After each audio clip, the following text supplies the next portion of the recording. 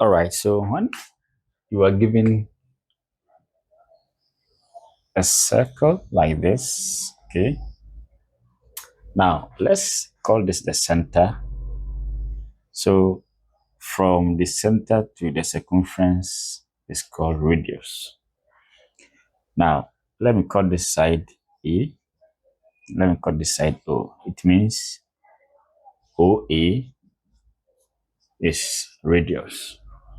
Now if I extend this side called B, so BO to is radius. So BA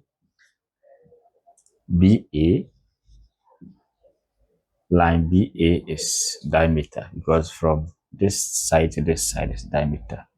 It means my D will be BO plus OA. All right.